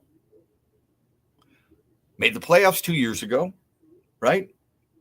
They were at 30 years since it's won the World Series. Won back-to-back World Series, by the way. 30 years. Detroit's at 41. Crazy. Minnesota is at number 4. Minnesota won the division last year. They won it in 2020. Take that away because it's a COVID year and you only played 60-plus games. They won it in 2019.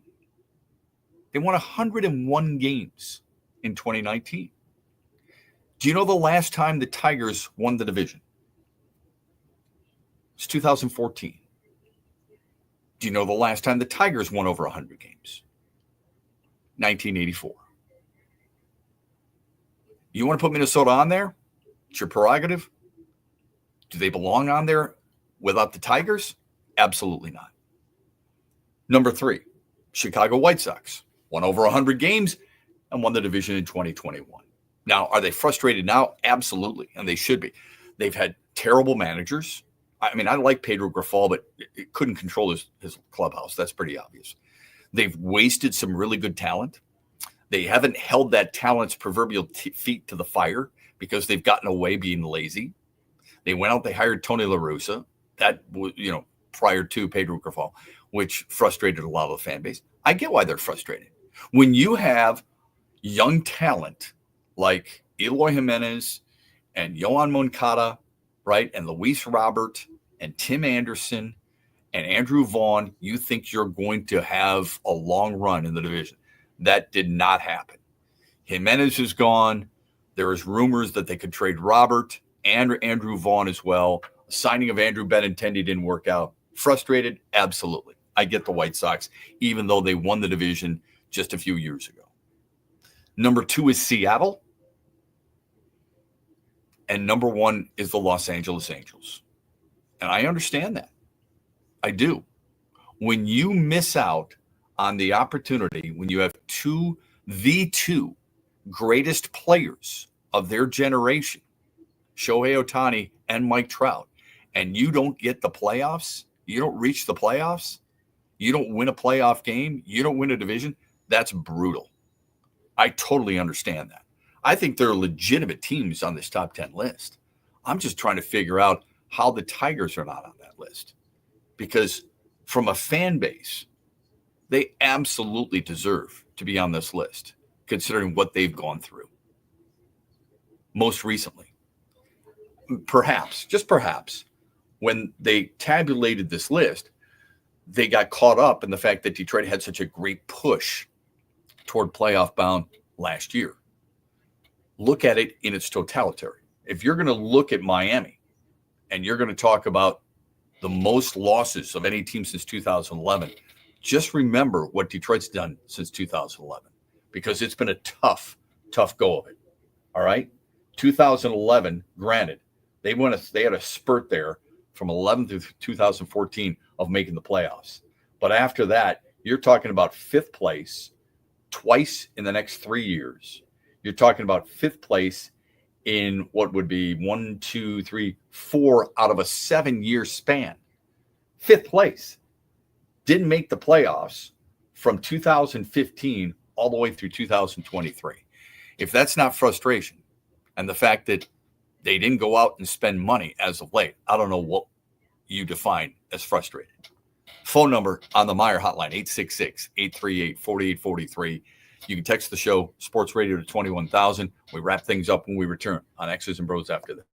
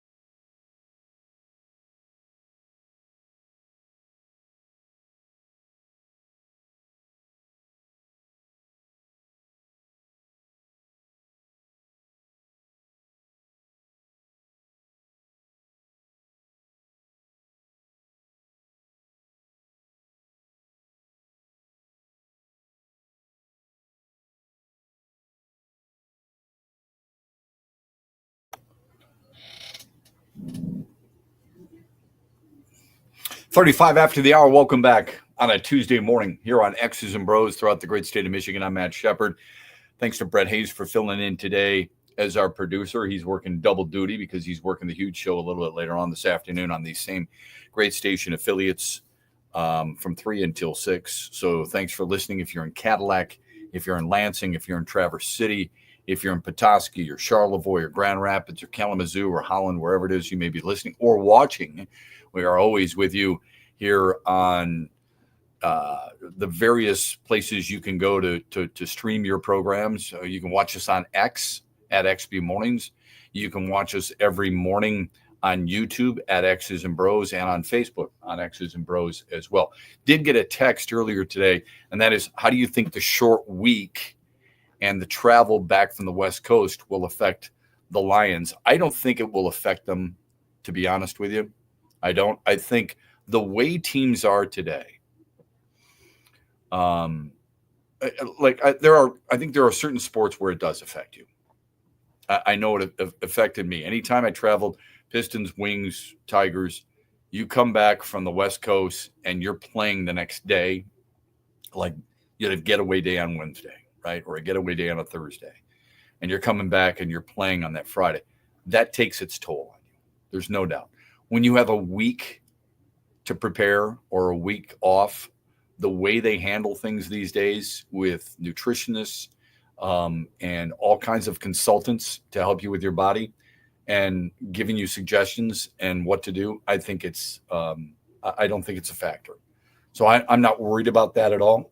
I'd be more worried, if there's a concern going into the game against Minnesota. I think the bigger concern is not a short work week, and it's only short by 24 hours. But those 24 hours make a difference. There's no doubt about that. It's more about the Vikings than it would be anything else. I think the Vikings are a really good football team. If you had to rank the teams in the National Football League right now, and you said, give me the top 4 teams in the league, and you don't have to worry about conference, okay? You're just looking at the complete football teams or top 5. Where would you put Minnesota, if at all? I think it's fair. I'm going to make an assumption here, so I hope you don't mind. The teams in the conversation are the Lions, the Vikings, the Eagles, the Chiefs, and the Bills. Is that all right? Those 5? Am I off base there? I mean, maybe you put Baltimore in there. I wouldn't. But those 5 teams. Where would you put Minnesota? And where would you put the Lions? So I would put the Lions number 1. I'd put Buffalo number 2. I think Buffalo's really good. I'd put Kansas City 3. I'd put Minnesota 4. And I'd put Philadelphia 5. That's how I would do it. Doesn't mean it's right. Just my 2 cents from what I've observed this year. It's not a knock on any of those teams. When you're talking about the top 5 teams in the league, that's saying something. We're not talking about the top 5 teams in a conference, in the league. So it's quite a compliment. And we still have a week to go. So we'll see what happens. I don't think enough people have given Minnesota and or Kansas City the credit they deserve. I have been on the Lions just like you have all season long, and deservedly so. But I do believe that the Vikings have been better than people give them credit for. It's all about one guy. And I think the Chiefs have been better than people are giving them credit for because of close wins. They haven't impressed you because they have been tested.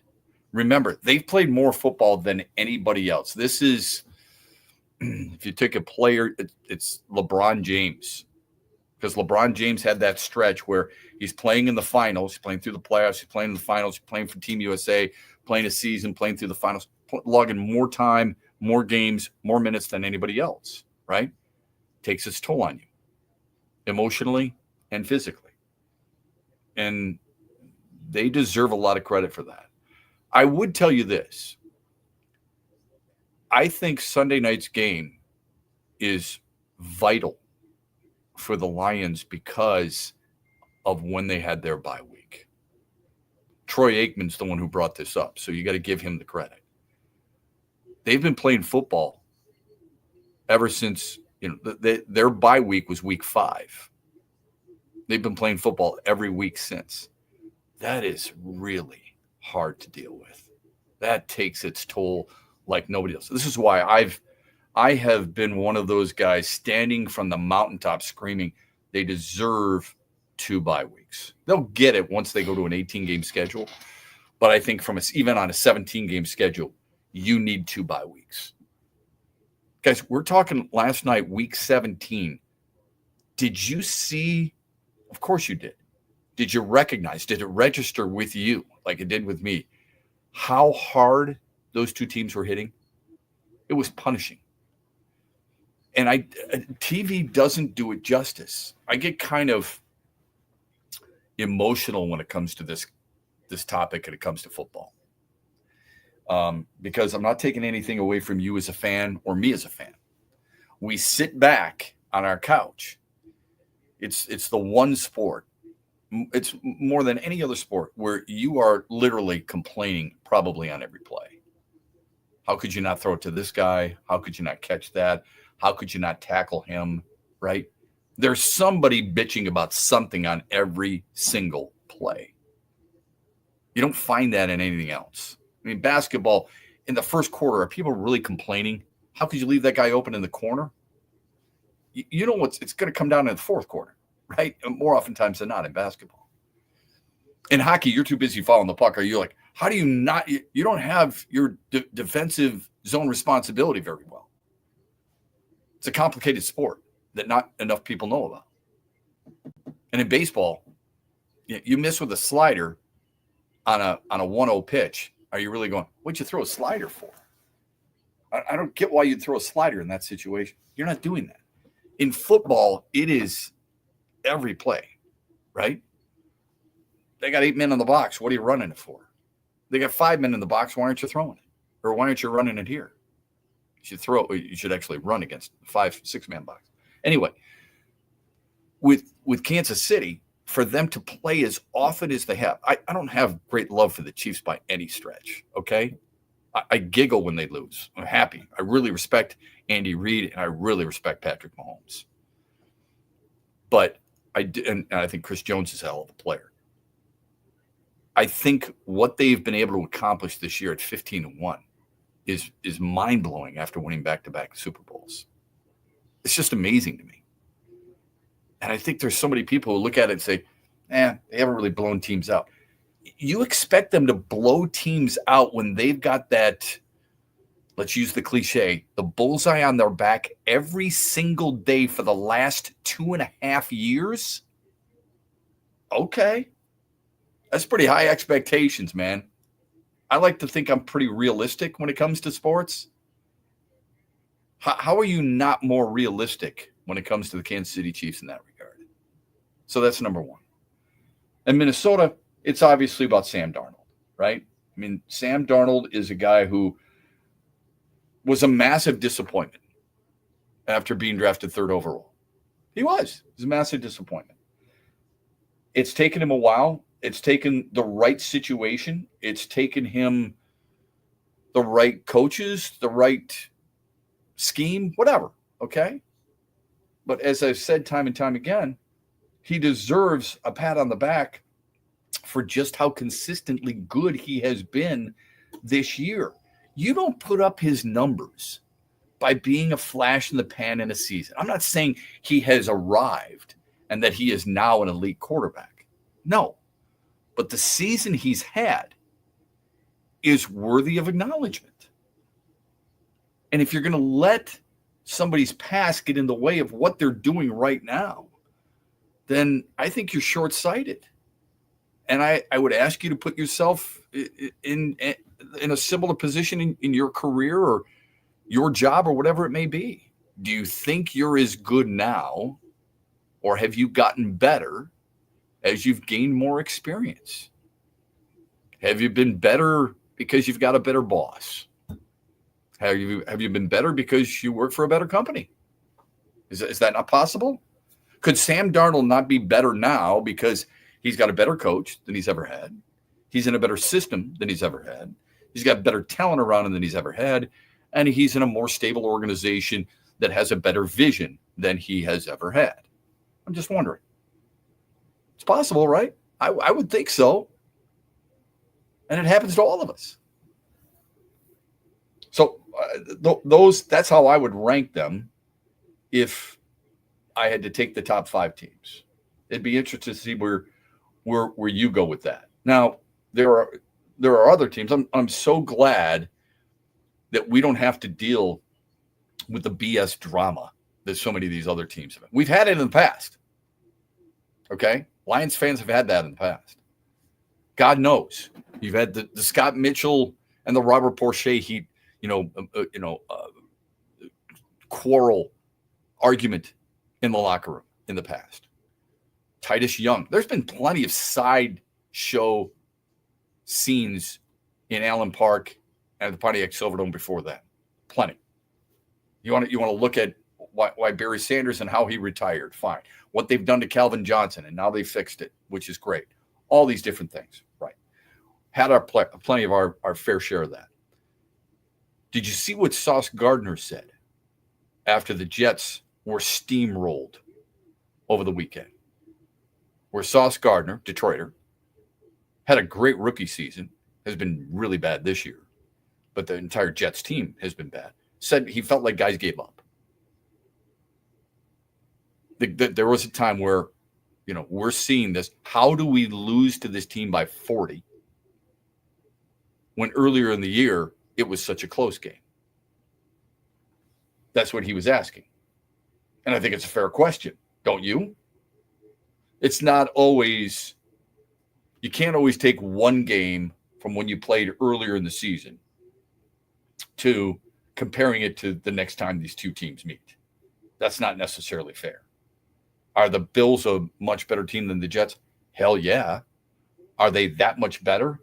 Earlier this year, it was a 23-20 game. Bills beat them. Suddenly, later in the season, this past weekend, it's a 40-14 game.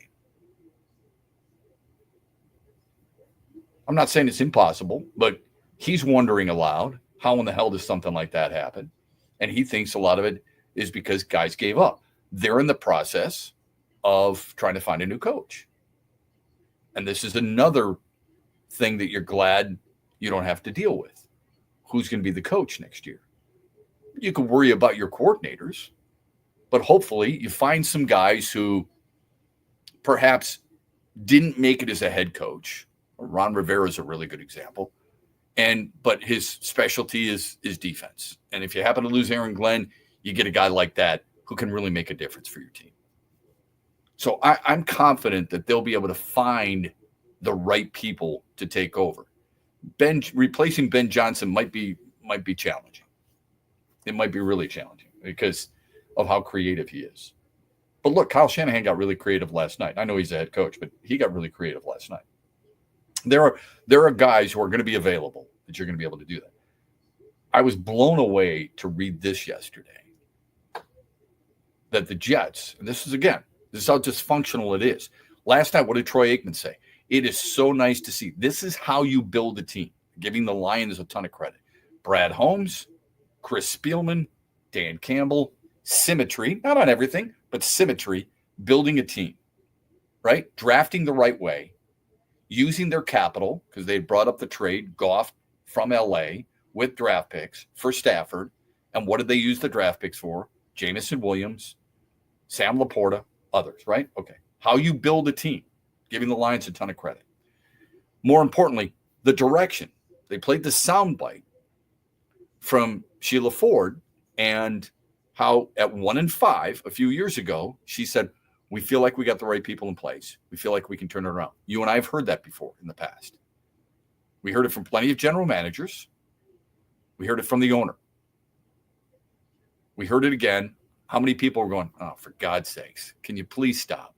I've heard this before. Don't give me this, blah, blah, blah, right? We've heard it. She was right because she's got the right people in place. I was blown away to read that the Jets are going to interview Rex Ryan, a guy who's already been their head coach. They're going to interview Rex Ryan for the head coaching gig. The other name, Ron Rivera. And it's not that I don't think either one of them deserves the opportunity. When people talk about quote unquote retreads, you're looking at that here. I mean, Ron Rivera, where has he been? He's been in Carolina. He's been in Washington over and over and over again. You're going to get that stuff.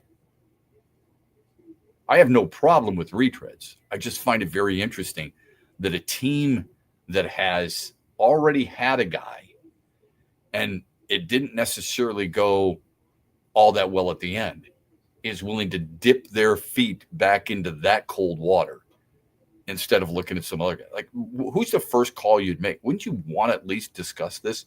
And perhaps they have. It just hasn't been known yet. Mike Vrabel, who decided to leave the Cleveland staff, okay, because he wants to prepare for a lot of these jobs. And you're probably going to get that, right? He'd be an ideal guy. It's a good football. That guy's a good football coach. Not saying Rex Ryan and Ron Rivera aren't, but this is what dysfunctional teams do compared to what you have and what you're watching every single week. You can look forward and trust what you have. Those people in New York, for both teams, are questioning that on a regular basis. Perhaps because maybe Woody Johnson with the Jets is a little bit too involved, whereas with Sheila Ford, she hires her people and she lets them do their job. It's what I love most about what she's done in her tenure. Always love hosting this show. Love that we were able to hear a little bit from you. Hope you enjoyed it. We hope you have a very safe and enjoyable New Year's Eve celebration with the people who are closest to you. Our thanks to Brett Hayes for helping us out here this morning. He'll be on this afternoon as well on the huge show that airs from 3 till 6 throughout the great state of Michigan on these same station affiliates. We're back with you on Thursday, so hope you can join us then. 6 until 9, X's and Bros on the Michigan Sports Network. Happy New Year, everybody.